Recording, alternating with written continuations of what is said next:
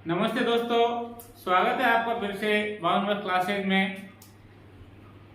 आज हम पढ़ने वाले हैं तीसरा समास, तत्पुरुष समास। इससे पहले समास का परिचय केवल समास और द्वितीय अव्ययभाव समास हम पढ़ चुके हैं।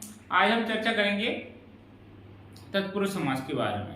तत्पुरुष समास जो कि समास के जो 5 भेद होते हैं उसमें तीसरे नंबर पे आता है। और यदि आप इस चैनल पर पहली बार आए हैं तो हमारे चैनल को सब्सक्राइब करें और वीडियो को पूरा जरूर देखें। पूरा कंटेंट समझने में आसानी होगी। तो चलो शुरू करते हैं तत्पुरुष समास। तत्पुरुष समास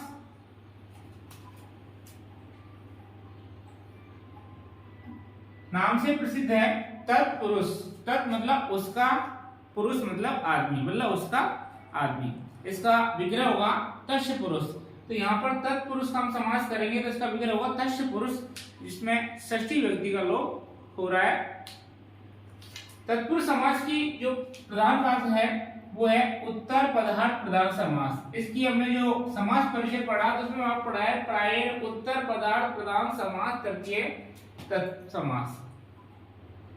ये तत्पुरुष समास है, प्राय उत्तर पदार्थ प्रधान समास है। और ये जो 5 प्रकार के समास होते हैं उनमें तीसरे नंबर पे आता है। पहले नंबर पे केवल समास, दूसरे नंबर पे अव्ययभाव समास और तीसरे नंबर पे केवल समास। तो उत्तर पदार्थ प्रधान समास है। ये कैसे है कि एक शब्द है राजपुरुष, और राजपुरुष शब्द का विग्रह है राज्य पुरुष है। अब यहाँ पर राजपुरुष शब्द में दो पद आए, राजा और पुरुष। लेकिन जैसे ही हम उच्चारण करेंगे राजपुरुष इधर आओ, ये राजपुरुष को लेकर आओ, ये राजपुरुष को बुलाओ, तो कौन आएगा? राजा है, पुरुष आएगा, निश्चित रूप से पुरुष आएगा। इसलिए पुरुष क्या है? उत्तर पद है, इसलिए तत्पुरुष समास है जो उत्तर पदार्थ प्रधान समास है। जैसे हम कहते हैं राम का बेटा कि रामपुत्र, हम कहेंगे रामपुत्र को लेके आओ, तो वहां 2 शब्द है राम और पुत्र। तो किसको लाया जाएगा? राम को, किसको? पुत्र को। तो उसके पुत्र को लाया जाएगा। पुत्र क्या है? उसका उत्तर पद है। इसलिए तत्पुरुष समास की जो मुख्य विशेषता है वो है उत्तर पदार्थ प्रधान समास। अब आप यहां ध्यान से देखें, यह समास 2 प्रकार का होता है। तत्पुरुष समास 2 प्रकार का होता है। पहला है व्यधिकरण तत्पुरुष, दूसरा है समानाधिकरण तत्पुरुष। इन दोनों ही प्रकार के समासों में एक है, पहला है व्यधिकरण, इसे हम लिखेंगे बी प्लस अधिकरण। दूसरा है, उसको हम लिखेंगे समान प्लस अधिकरण। जैसे कि हमने कारक पढ़े तो कारक में सप्तमी विभक्ति हमने पढ़ी। सप्तमी विभक्ति का सूत्र है आधारो अधिकरणम। ये अधिकरण क्या है? आधार है। किसी को टेबल पे कोई बुक रखी है तो उस पुस्तक का आधार क्या है? टेबल है। मैं खड़ा हूं तो मेरा आधार क्या है? फर्श है। ऐसे ही प्रत्येक वस्तु का कोई ना कोई आधार होता है। तो जिनका आधार समान होता है वो समान अधिकरण, और बी अधिकरण, और जिनके आधार अलग अलग होते हैं उसे बोलते हैं हम अधिकरण। तो व्यधिकरण और समानाधिकरण आपने पढ़े कि अब आप देखें कि व्यधिकरण तत्पुरुष ही मूल तत्पुरुष है, जिसको हिंदी में तत्पुरुष के नाम से जानते हैं। तो वो व्यधिकरण तत्पुरुष ही है, क्योंकि समानाधिकरण तत्पुरुष है ना, यही कर्मधारय समास है। तो वो कैसे है बताएंगे आपको कि व्यधिकरण तत्पुरुष क्या है। कि व्यधिकरण तत्पुरुष उसको हम बाद में पढ़ेंगे, पहले हम पढ़ेंगे व्यधिकरण तत्पुरुष, क्योंकि तत्पुरुष समास की जो मूल संरचना है जिसको हम तत्पुरुष के नाम से पढ़ते हैं वो व्यधिकरण तत्पुरुष ही आता है। कर्मधारय समास या द्विगु समास है जो तत्पुरुष समास के भेद के रूप में पढ़े जाते हैं। व्यधिकरण तत्पुरुष समास, व्यधिकरण तत्पुरुष ही मूल तत्पुरुष है। अब व्यधिकरण तत्पुरुष किसे कहते हैं? कहाँ होता है? जब 2 पदों में समास करते समय जिस विभक्ति का लोप होता है। जब हम 2 पदों का समास करते हैं, जैसे राम पुत्र तो रामस्य पुत्र। अब यहाँ पर जो पहला पद है राम, राम इसकी में कौन सी विभक्ति का लोप है? षष्ठी विभक्ति का। तो दो पदों में समास करते समय जिस विभक्ति का लोप होता है वह तत्पुरुष उसी विभक्ति के नाम से जाना जाता है। अर्थात जिस विभक्ति का लोप होगा वह उसी विभक्ति के, जैसे मान द्वितीय का लोप हुआ तो द्वितीय तत्पुरुष, षष्ठी का लोप हुआ तो षष्ठी तत्पुरुष, पंचमी का लोप हुआ तो पंचमी तत्पुरुष के नाम से जाना जाता है। इस प्रकार यह 6 प्रकार का होता है। क्योंकि विभक्तियां कितनी होती है? 7 विभक्तियां और एक संबोधन। तो जो प्रथम विभक्ति है ना, ये तो आपके समानाधिकरण तत्पुरुष समास में दोनों विभक्तियां समान होती है, यहाँ काम में आती है। तो बची कौन सी? द्वितीय, तृतीय, चतुर्थी, पंचमी, षष्ठी और सप्तमी। द्वितीय, तृतीय, चतुर्थी, पंचमी, षष्ठी और सप्तमी। 1 2 3 4 5 6। तो ये समास है, ये 6 प्रकार का होता है। ध्यान रखना, व्यधिकरण तत्पुरुष समास में जो 2 पद हैं, दोनों पदों की जब हम विभक्तियों से का विग्रह करते हैं तो वहां पर उन दोनों पदों में अलग अलग विभक्तियां काम में आती है। जबकि समानाधिकरण तत्पुरुष समास में जब हम विग्रह करते हैं तो वहां पर दोनों पदों में समान विभक्तियां काम में आती है और उसका कारण भी है अधिकरण। अब आप यहां देखें, जैसे एक है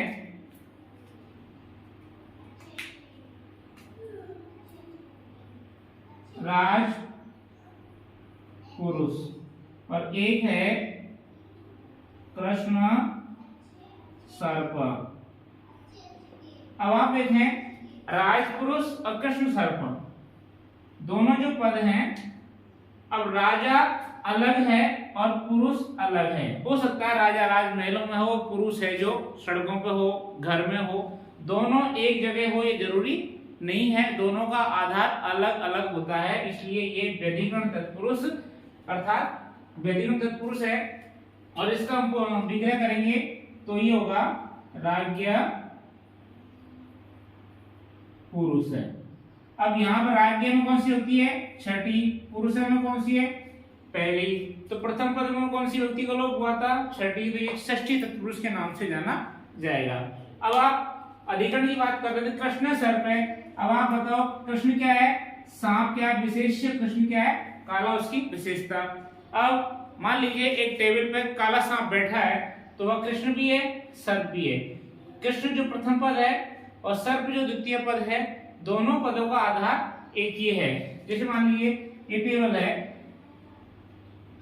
इस पर एक काला सांप बैठा है, तो इस सांप में जो कालापन है, इसमें से हमको सांप में से काले को अलग नहीं कर सकते। जैसे मान लीजिए ये काला पेन है, तो पेन और पेन क्या है? विशेष्य है और उसकी विशेषता है कि ये काला है। ये पेन क्या है? लाल पेन है। पेन है विशेष, इसकी विशेषता है कि लाल है। ऐसे कृष्ण सर्प है, काला सांप। तो इस जहां पर वो काला रहेगा वहां सांप भी रहेगा, इसलिए दोनों का जो अधिकरण है वो क्या होगा? समान होगा। इसलिए समान अधिकरण जहां होगा उसी को हम कर्मधारय समास कहते हैं। जबकि व्यधिकरण तत्पुरुष में दोनों पदों का जो अधिकरण है वो अलग अलग होता है। एक बार दोबारा बता दूं, व्यधिकरण तत्पुरुष समास में जो 2 पद होंगे दोनों का आधार अलग अलग होगा, इसलिए व्यधिकरण तत्पुरुष समास है। और कर्मधारय समास अर्थात समानाधिकरण तत्पुरुष समास में दोनों पदों का जो अधिकरण है वो एक जगह होगा। जैसे मान लिया नील कमलम। अब नील कमलम में हम नीले कमल में से नीलापन थोड़ी निकाल सकते हैं।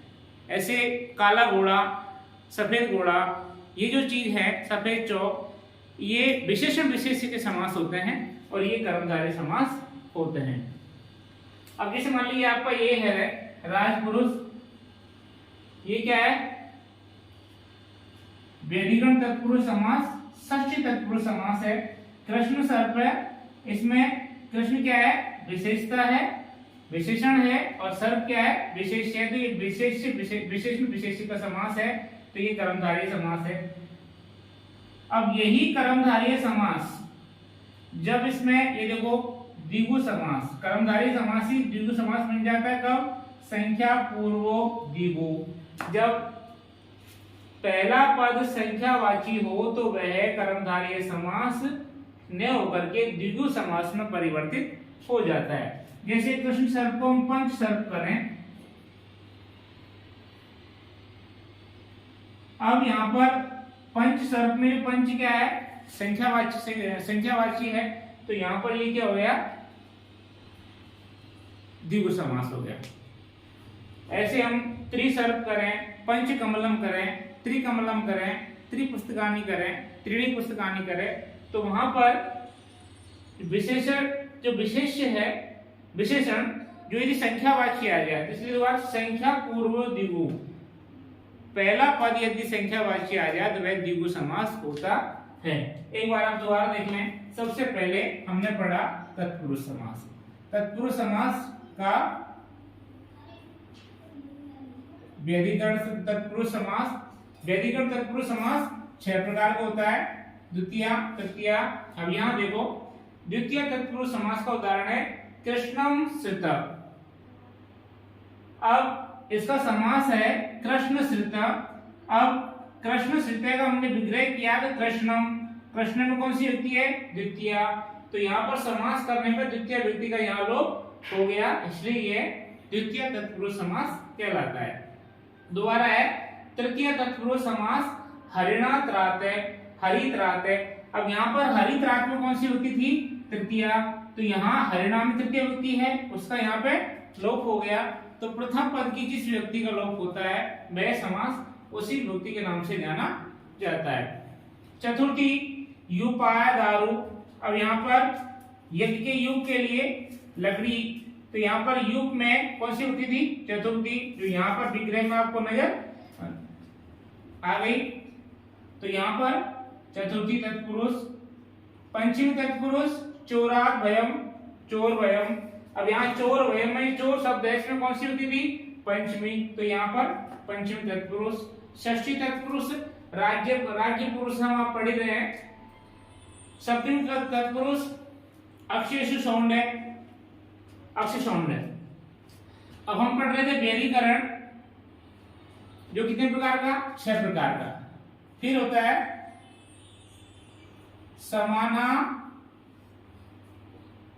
समानाधिकरण तत्पुरुष। और दोबारा बताऊं, कई बार एग्जाम में यदि ऊपर ऊपर से प्रश्न पूछ लिया जाए तो सीधा सीधा ये प्रश्न भी आपसे पूछ सकता है कि समानाधिकरण तत्पुरुष को अन्य किस नाम से जाना जाता है, तो समानाधिकरण तत्पुरुष समास तत्पुरुष को कर्मधारय के नाम से जाना जाता है।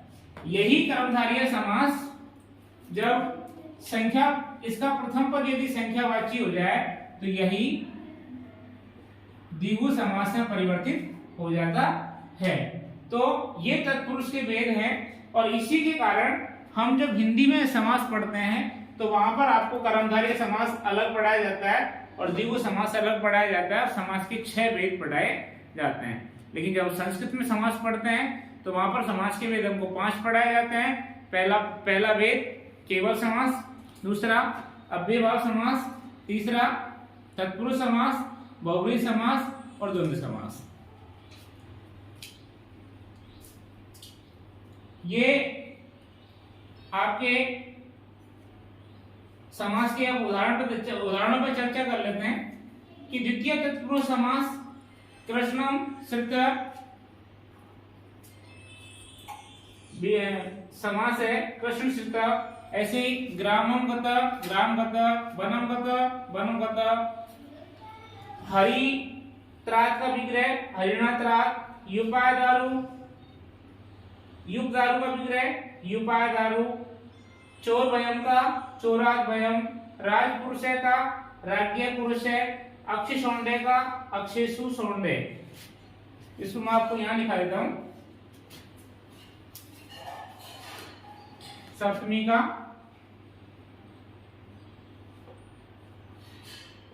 अक्ष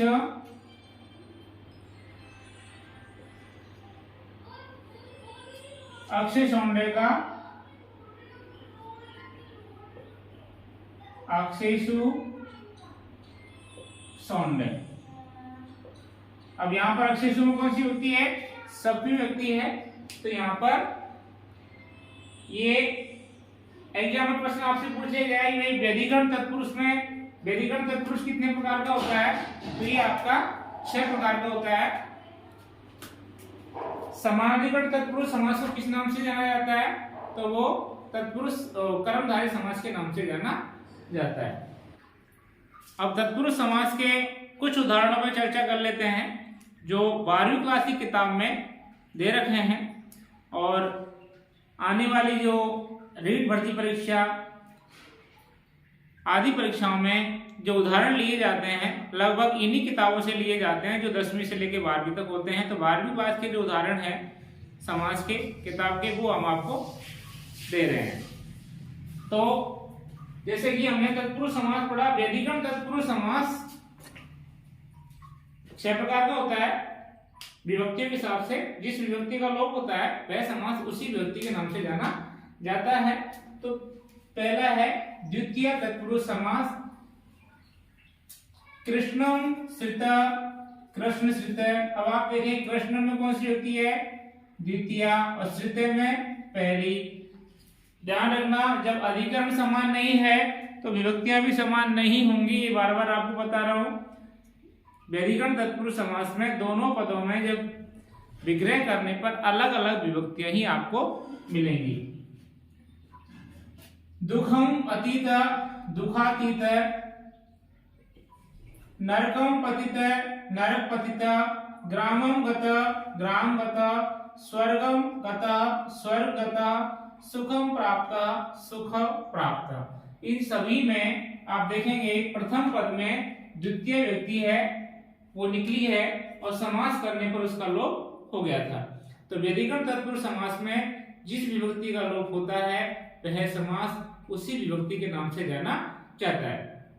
तृतीय तत्पुरुष समास उदाहरण है संकुलया खंड, संकुला खंड। संकुला की तृतीय विभक्ति है संकुलया, तो इसमें कौन सी विभक्ति का लोप हुआ?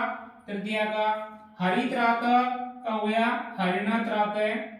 धान्यार्थ है धान्येन अर्थ, पुण्यार्थ पुण्येन अर्थ। इन सभी में कौन सी विभक्ति का लोप हुआ? तृतीया का। तो ये किस नाम से जाने जाएंगे? तृतीय तत्पुरुष समास। चतुर्थी तत्पुरुष समास, चतुर्थी विभक्ति में ये समास है, इसमें सभी पदों में चतुर्थी विभक्ति का लोप होगा। जैसे भूत बलि, भूत में कौन सा? भूतेभ्य। युपदारु, युपादारु। गोहितम, गोभ्य हितम। गो सुखम, गोभ्य सुखम। इन सभी पदों में कौन सी विभक्ति का लोप होगा? चतुर्थी विभक्ति का, इसलिए यहाँ चतुर्थी तत्पुरुष समास है। पंचमी तत्पुरुष समास नाम से प्रसिद्ध है, इसमें प्रथम पद में कौन सी विभक्ति होगी? पंचमी। तो समास है चोर भयम, विग्रह हुआ चोरात भयम। चोरात में कौन सी विभक्ति है? पंचमी। गुरु भीत, गुरु भीत। दोनों पदों में कौन सी विभक्ति है? पंचमी। तो यहाँ पर पंचमी तत्पुरुष समास। षष्ठी तत्पुरुष समास राज्य पुरुष है, कई बार पढ़ा चुके हैं आपको। राज्य में कौन सी होती है? षष्ठी। पुरुष में कौन सी है? पहली। तो हमारा समास किस पद से? पहले वाले से। और ये राज्य पुरुष है, अधिकतर एग्जाम में पूछा जाता रहता है, इसलिए ध्यान रखना। सप्तमी तत्पुरुष समास अक्षेषु शौंडे, अक्षि शौंडे, विद्यायाम निपुणे, विद्या निपुण, आचार्य निपुणे, आचार निपुणे। उदाहरण काफी है। धन्यवाद। उम्मीद करते हैं कि आपको हमारी क्लास पसंद आई होगी। आपको यदि हमारी क्लास पसंद आई तो इस चैनल को लाइक करें, सब्सक्राइब करें और अपने मित्रों में शेयर करें, अधिक से अधिक विद्यार्थियों को इसका लाभ मिल सके। धन्यवाद।